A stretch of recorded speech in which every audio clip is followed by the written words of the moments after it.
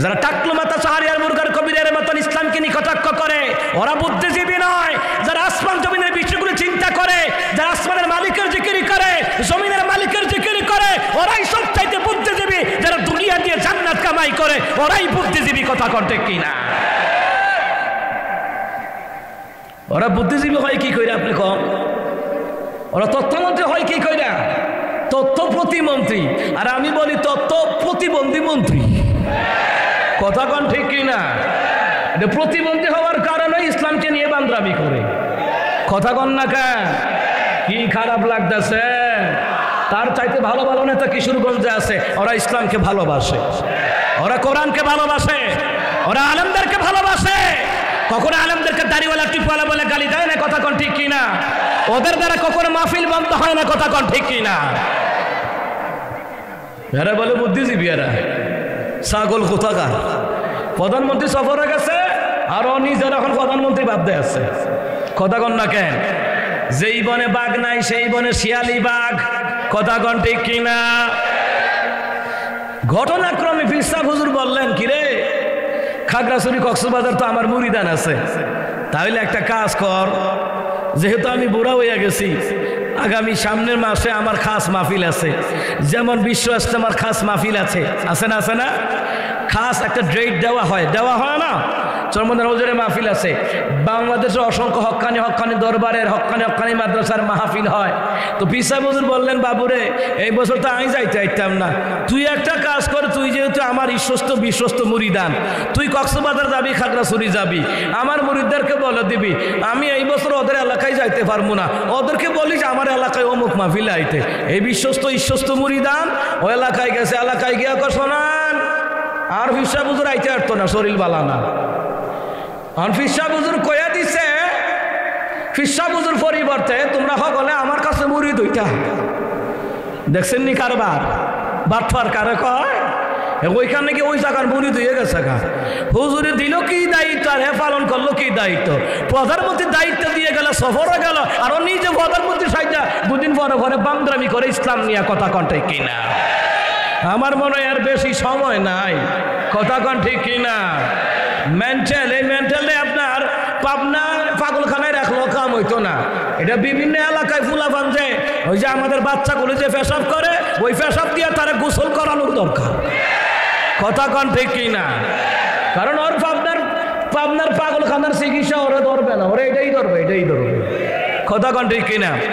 আমাদের ফাইকুল হাদিস যখন ক্লাস করাতেন, যখন আমাদের তাফসীর ক্লাস করাতেন, আমাদেরকে বলতে, বাবুরে যারা ইসলামকে নিয়ে বান্দরামি করে, যাদের মধ্যে ইসলাম নাই, ইসলামকে নিয়ে কটূক্তি করে, দেখবা দাড়িওয়ালা টুপিওয়ালাকে নিয়ে বাজে মন্তব্য করে, দেখবা যে নামাজও পড়ে না, রোজাও রাখে না। মনে রাখবা কি জানুনি, এরা জীবনে ফজরের আযান শুনে না, কারণ এদের দুই কানের মধ্যে শয়তানে পেশাব মাইরা দেয়। কথা কন ঠিক কিনা? এই তথ্য প্রতিবন্ধী মন্ত্রী, এটার নাম দিলাম আমি তথ্য প্রতিবন্ধী মন্ত্রী। এতে প্রতিবন্ধী দেখতে এমনই লাগে। কথা কন ঠিক কিনা? এখন আমার দেশের এই অনেক মানুষ আছে, মিয়াজি সাহেব ওয়াজ তো করলো বালাই, হুজুর দিয়ে কি বল কইরা দিল, এটা কামটা ঠিক হইল। কথা কন না কেন? এমন চায়ের দোকানের মুফতি আছে না নাই? দোকানে বসে উনি ডাইন হাতে বিড়ি খায় আর বাম হাতে চা খায়, টেবিলে কাপড় দিয়ে জোরে ফটর করে। মনে হয় এবার তো মান্যগণ্য জঘন্য নেতা এলাকাত নাই। কথা কন ঠিক কিনা? শোনো, ওই ব্যক্তির জন্য গীবত করা যায়, নিজের স্বার্থে যদি কারো গীবত করি এটা হারাম। আর ইসলামের স্বার্থে কারো নাম নিয়ে বললে গীবত হবে না। যদি গীবত হতো তাহলে আল্লাহ প্রধান গীবতকারী, তাব্বাত ইয়াদা আবি লাহাবি ওয়া তাব। কথা কন ঠিক কিনা? তাহলে বোঝা গেছে যাদের দ্বারা ইসলামের ক্ষতি হচ্ছে, যারা ইসলামকে নিয়ে কটাক্ষ করছে, বিসমিল্লাহ নিয়ে বাজে মন্তব্য করছে, দাড়িওয়ালা টুপিওয়ালাকে নিয়ে বাজে মন্তব্য করছে, ওদের নাম নিয়ে বললে গীবত হবে না, ওদের নাম নিয়ে দুষ্কুটি বলা লাগবে, যেন ওদের থেকে যেন জনগণ সচেতন থাকে। মুসলমান ইমানদার ভালো করে কান লাগান, সতর্ক থাকার দরকার আছে না নাই? কথা কোন দরকার আছে না নাই? ও যতই বললো সংবিধান থেকে বিসমিল্লাহ দরকার নাই, প্রধানমন্ত্রীও ভালো করে জানে তোর নতুন মেন্টালের কথা শোনার আমার কোনো দরকার নাই। কারণ আল্লাহ তাআলা কোরআন কারীমের মধ্যে আল্লাহ তাআলা বললেন ওয়ালা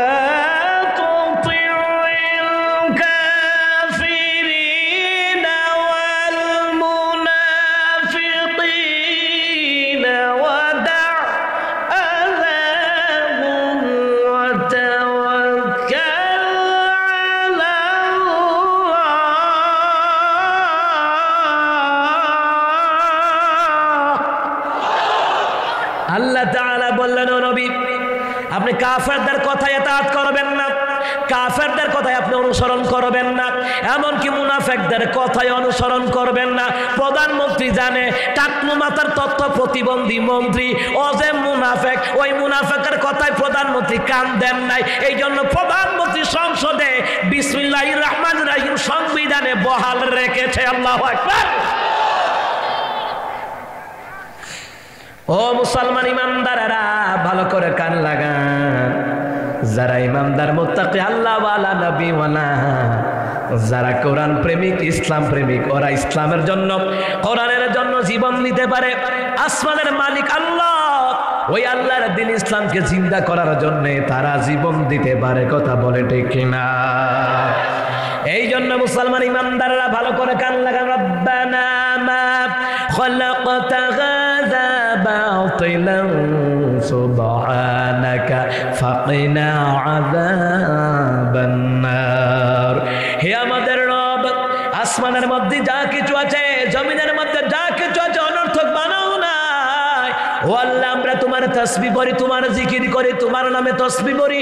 আল্লাহ তোমার কাছে ক্ষমা চাই, তোমার কাছে সাহায্য চাই। ও আল্লাহ, তোমার জিকির করি, তুমি আমাদেরকে জাহান্নামের আগুন থেকে বাঁচায়া দাও। যখন বান্দা এই কথা বলে দোয়া করে, আসমান এবং জমিনের বিষয় নিয়ে চিন্তা করতে দেরি 1000 নফল নামাজের সওয়াব তার আমলনামায় লিখতে দেরি হয় না। আবার বলা হয়েছে মাজালিসু ফিকহি 60 সানা, কোরআন সুন্নাহর মজলিসে যারা বসে যায়, কোরআন সুন্নাহর তালিমে যারা বসে যায়, মুহূর্তের মধ্যে 60 বছর নফল ইবাদতের সওয়াব আল্লাহ আমলনামায় দান করে দেয়। আবার বান্দা চিন্তা করে, আল্লাহ জমিন অযথা বানাও নাই, আমাদেরকে অর্থ সম্পদ অযথা দাও নাই। কারণ এই যে আপনাকে অর্থ সম্পদ দিলেন, আল্লাহ কিন্তু অযথা দেন নাই। কথা বলেন ঠিক কিনা? আল্লাহ কিন্তু অকারণে দেন নাই। আল্লাহ তাআলা বললেন, যারা এই বিষয়গুলি চিন্তা করে আর গবেষণা করে, তাদেরকে দেখো আমি আল্লাহ কেমন ভালোবাসি। আল্লাযীনা ইউনফিকুনা ফিস সাররাই ওয়াদ-দাররাই ওয়াল কাযিমিনাল গায়যা ওয়াল আফিনা আনিন নাস। জ্ঞানী বান্দা বান্দি চিন্তা করবে, আল্লাহ তাআলা বলছেন যারা ধনী হওয়ার পরও দান করে, গরিব হওয়ার পরও দান করে, আল্লাহ তাআলা এদেরকে বড় ভালোবাসে। সুবহানাল্লাহ। আচ্ছা আপনারা বলেন তো, এই দ্বীনের কাজ কি সবাইকে দেয়া হয়? কথা বলেন, সবাইকে দেয়া হয়? বসুন্ধরা গ্রুপের মালিক প্রত্যেক বছর সরকারকে ট্যাক্স দেয় 100 কোটি টাকা। এই 2021 সালে সরকারকে 100 কোটি টাকা ট্যাক্স দিয়েছে। তাহলে 100 কোটি টাকা যদি সরকারকে ট্যাক্স দেয়, তাহলে বছরে তার জাকাত কত হাজার টাকা? কথা কন না কেন? কিন্তু কি করবে এরা? কিছু মসজিদে দিয়ে দিবে 50,000, মনে করেছে জাকাতের টাকা মাপ। কিন্তু জাকাতের টাকা কখনো আল্লাহ মাপ দিবে? আল্লাহ তাদেরকে বড় ভালোবাসে। আসমান জমিনের বিষয়কে নিয়ে চিন্তা করে, গবেষণা করে, আল্লাহর জিকির করে, আল্লাহর ইবাদত করে, আল্লাহর গুণগান গায়। যারা আসমান এবং জমিনের বিষয় নিয়ে চিন্তা করে, আল্লাহ তুমি আমাকে অসংখ্য ধন সম্পদ দিয়েছো, তুমি তো অযথা দাও নাই। রাব্বুল আলামিন, এই ধন সম্পদ আমি মসজিদের কাজে লাগামো, এটা মাদ্রাসার কাজে লাগামো, এটা কোরআনের কাজে লাগামো। এই কোরআনের কাজে, ইসলামের কাজে যাতে ধন সম্পদগুলি ব্যয় করে, এই কোরআন, এই মসজিদ আপনাকে টেনে টেনে জান্নাতে নিয়ে যাবে। নাচতে কোন সুবহানাল্লাহ, আরো জোরে বলেন সুবহানাল্লাহ। আল্লাহর নবী বললেন, মান বানা লিল্লাহি মাসজিদান ওয়া বানাল্লাহু লাহু বাইতান ফিল জান্নাহ। আল্লাহর নবী বললেন, দুনিয়ার জমিনে যারা মসজিদ নির্মাণ করে, আমি আল্লাহ রাসূল বললেন, আল্লাহ রাব্বুল আলামিন তাদের জন্য জান্নাতের মধ্যে ঘর আমার আল্লাহ বানায়া দেয়।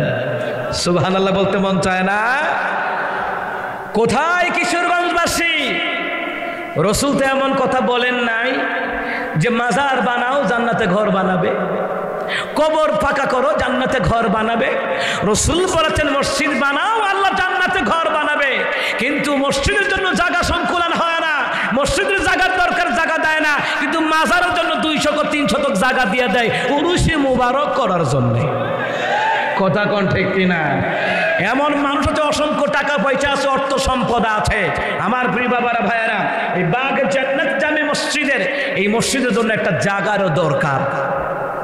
আপনারা যারা এলাকাবাসী আছেন শুনুন, এই জায়গা কিয়ামতের ময়দানে আল্লাহর দরবারে আপনার জন্য সুপারিশ করবে, আপনার বংশধরকে জান্নাতে নিয়ে পৌঁছাবে। সুবহানাল্লাহ বলেন। একটা হাদিস বলি,